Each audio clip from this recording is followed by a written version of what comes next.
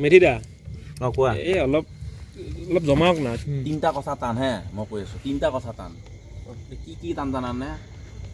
কাৱৈ মাছৰ কাণ কাৱৈ মাছৰ কাণ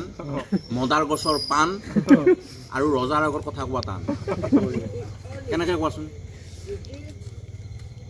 কাৱৈ মাছ তুমি ধৰিব নোৱাৰা হাত ফালি দিব পাৰে আৰু মদাৰ গছত যদি পাণ হৈছে জখলা নোহোৱাকৈ তুমি পাৰিব নোৱাৰা একদম কটাই ভিনি চেচ কৰি দিব মদাৰ গছৰ য'ত পাণ হয় আৰু তোমাৰ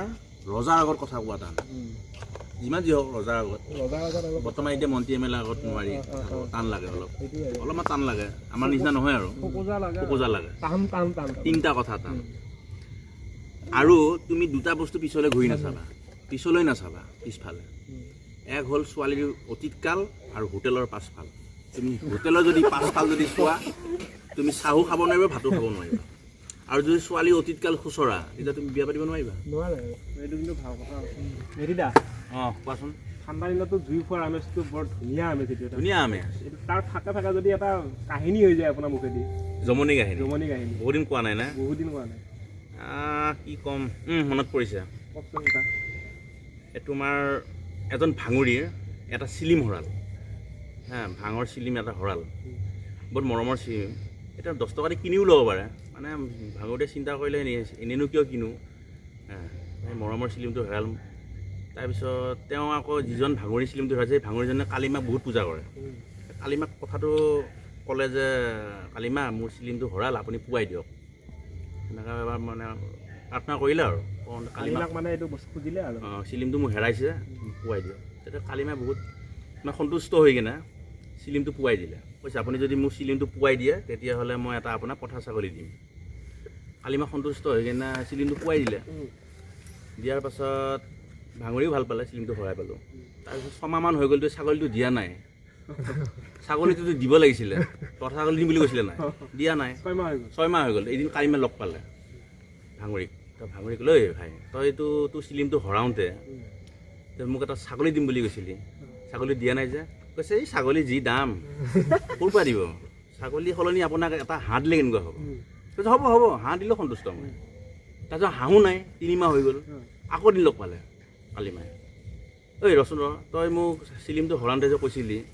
ছাগলী এটা দিম বুলি ছাগলী সলনি হাঁহ দিম বুলি ক'লি হাঁহো নাই দেখোন 3 মাহ হৈ গ'ল কৈছে হাঁহৰ যি দাম ঠাণ্ডা দিন 500-600 টকা তলত হাঁহে নাপায় তেতিয়াহ'লে হাঁহৰ সলনি আপোনাক এটা পাৰ দিলে হ'ব নাই কৈছে হ'ব পাৰ দিলেও সন্তুষ্ট পাৰতো মান্তি তাৰপিছত পাৰহো নাই আকৌ 3-4 মাহ হৈ গ'ল তাৰপিছত আকৌ লগ পালে ঐ ভাই তই ইমান কিয় ঠগাই আছ হাঁহৰ সলনি পাৰ দিম বুলি ক'লি ছাগলী সলনি হাঁহ দিম বুলি ক'লি হাঁহৰ সলনি পাৰ দিম বুলি ক'লি পাৰহো নাই যে কৈছে পাৰহ বহুত দাম আপোনাক মই 2টা হাঁহৰ কণী দিম হ'ব নাই কৈছে হ'ব কেনেকুৱা লাগিছে হাঁহৰ সলনি কি দিম বুলি ক'লে পাৰৰ সলনি এইবাৰ কণী দিম বুলি কৈছে এযোৰ কণী দিম কৈছে হ'ব কণী দিলেও হ'ব আকৌ 2-3 মাহ হৈ গ'ল কণীও নাই এদিন লগ পালে ভাই কি হ'ল কণীও নাই দেখোন তই ইমান বেয়াকৈ ঠগাইছ কৈছে আপোনাক মই কণী সলনি এটা জিন্দা ফৰিং দিম ভাবিবা ধৰি হ'ব নাই হ'ব ফৰিং দিলেও হ'ব আকৌ 6 মাহমান নাই মাত বোল দেখা দেখিয়া নাই মানে নিদিয়ে ফৰিংটোও দিয়া নাই ফকতীয়া বাই হাবিত ধৰি দিলেই হয় দিয়া নাই এদিন লগ পালে কালিমাহে মই টানকৈ কৈছে ঐ ৰচোন